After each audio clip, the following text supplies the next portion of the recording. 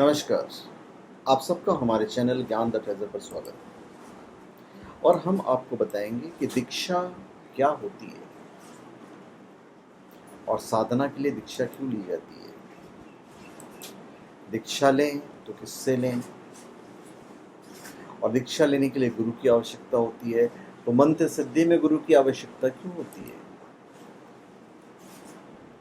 दीक्षा क्या है? बस यही मनुष्यता की दीक्षा और मनुष्यता के ऊपरी परिधि में प्रवेश करने का शुभारंभ है और इसी का नाम अपने यहाँ गायत्री मंत्र की दीक्षा भी है और किसी मंत्र की दीक्षा होती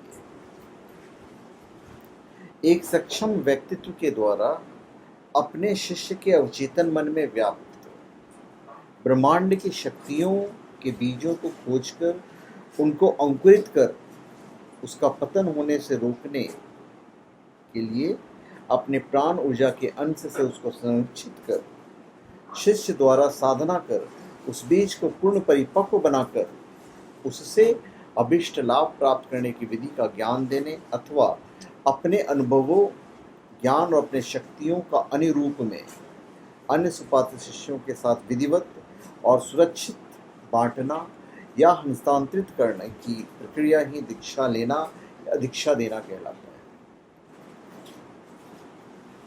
बड़े ही एक लाइन में मैंने आपको सारी चीज़ें बताई है और ये दीक्षा आवश्यक मानी गई है और दीक्षा ली जानी चाहिए। लेकिन दीक्षा के लिए व्यक्ति का कोई उतना ज़्यादा महत्व नहीं है। व्यक्ति जब दीक्षा देता है, अपने आप को व्यक्ति गुरु बनाता है और अपने शरीर के साथ ही शिष्य के शरीर को जोड़ने लगता है, तो उसका नाम गुरुडम है और गुरुडम का कोई मूल्य नहीं है। गुरुडम से नुकसान भी है। यदि व्यक्ति समर्थ नहीं है, शुद्ध और पवित्र नहीं है और निर्लोभ नहीं है और उसकी आत्मा इतनी ऊंची उठी हुई नहीं है, अच्छा इंसान नहीं है, तब उसके साथ में संबंध मिला लिया जाए तो शिष्य भी उसी तरह का घटिया होता है और घटिया होता चला जाएगा। तो गुरु का उत्तरदायित्व उठाना सामान्य काम नहीं है। गुरु भगवान का स्वरूप है और भगवान के प्रतीक के रूप में सबसे श्रेष्ठ जो मनुष्य है, व्यक्तिगत रूप से उन्हें ही दीक्षा देनी चाहिए, अन्य व्यक्तियों को दीक्षा नहीं देना चाहिए। और आपको ये समझना है कि आपको दीक्षा किससे लेना है, तो गुरु का चुनाव बहुत ज़रूरी है। जीव का शरीर इस अखिल ब्रह्मांड की ही प्रतिकृति है। जो कुछ भी इस अखिल ब्रह्मांड में है वही सब जीव के अवचेतन शरीर में अत्यंत सूक्ष्म अनुरूपी बीज के रूप में व्याप्त है।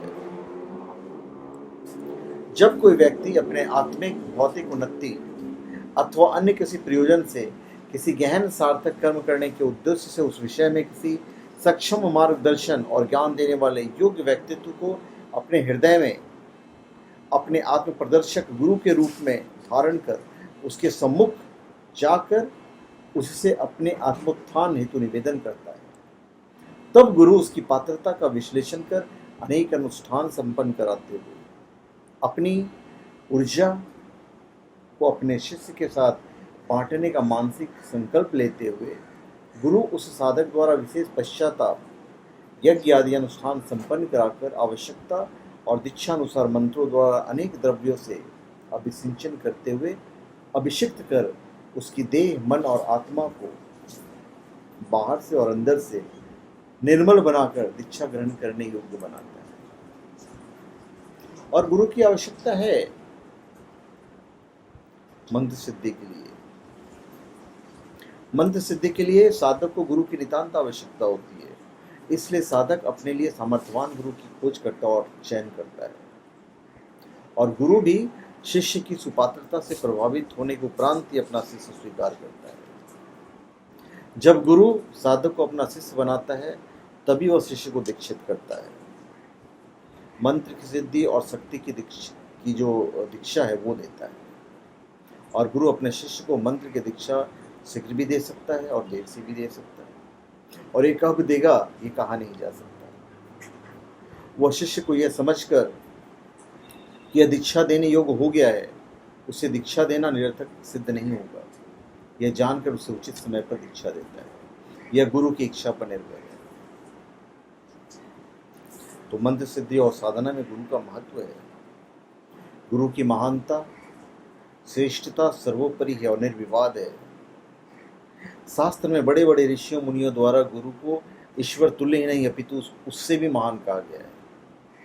तो ऐसे ऐसे महान गुरुओं का इतिहास गौरवशाली और गरिमापूर्ण है, जो वास्तव में ही साधक के लिए ईश्वर से भी बढ़कर सिद्ध हुए और होते रहेंगे। भगवान राम और कृष्ण ने महर्षि विश्वामित्र, गुरु वशिष्ठ और संदीपन जैसे गुरुओं की शिष्यता ग्रहण कर गुरु की श्रेष्ठता को प्रमाणित किया है। संत कबीरदास ने तो गुरु की महिमा का वर्णन करते हुए कहा है कि गुरु गोविंद दो खड़े काकू लागू पाओ, बलिहारी गुरु आपनो गोविंद दियो बताए। अर्थात कबीरदास जी गुरु की महिमा का वर्णन करते हुए कहते हैं कि मेरे समक्ष गुरु और गोविंद अर्थात भगवान दोनों ही खड़े हैं, परंतु समझ में नहीं आता कि मैं पहले प्रणाम किसको करूं। फिर गुरु की श्रेष्ठता बताते हुए ही स्वयं ही उत्तर देते हैं कि हे गुरुवर, आप ही श्रेष्ठ और पूजनीय हैं, क्योंकि आपने ही तो हमें ईश्वर प्राप्ति का मार्ग और ईश्वर का ज्ञान कराया है। अन्यथा मैं तो ईश्वर के संबंध में बिल्कुल ही अनभिज्ञ था, पूरा कागज था। इसलिए गुरु को ही पहले प्रणाम करना चाहिए, फिर ईश्वर को। तो गुरु की ये महिमा है। तो दीक्षा देने वाले को भगवान के साथ संबंध मिला देने का काम करना चाहिए और यही काम गुरु का है। तो आप समझ सकते हैं कि गुरु की आवश्यकता क्यों है, और गुरु आपको तलाश करना ही चाहिए जब आप किसी साधना को करते हैं। जिस प्रकार बीज भूमि से बाहर और डिंब गर्भ से बाहर फलीभूत नहीं हो सकता, उसी प्रकार कोई भी मंत्र या साधना परिपक्व हुए बिना सार्वजनिक होने पर निष्फल हो जाती है, और इसी प्रकार दीक्षा लिए बिना की गई साधना भी निष्फल हो जाती है। यह पृथक विषय है कि बिना दीक्षा के दीर्घ काल तक मंत्र जप और यज्ञ आदि करने से थोड़ी सी ऊर्जा अवश्य उत्पन्न होकर आंशिक अनुभूति मात्र करा देती है, अथवा संयोगवश कुछ सकारात्मक घटित हो सकता है, किंतु यह साधना का परिणाम नहीं होता, और साधना का परिणाम तो दीक्षा के उपरांत ही प्राप्त होता है। तो धन्यवाद, आप सबका हमारे चैनल पर स्वागत है। आप हमारे चैनल पर सब्सक्राइब करें और अपने कमेंट दीजिए। धन्यवाद।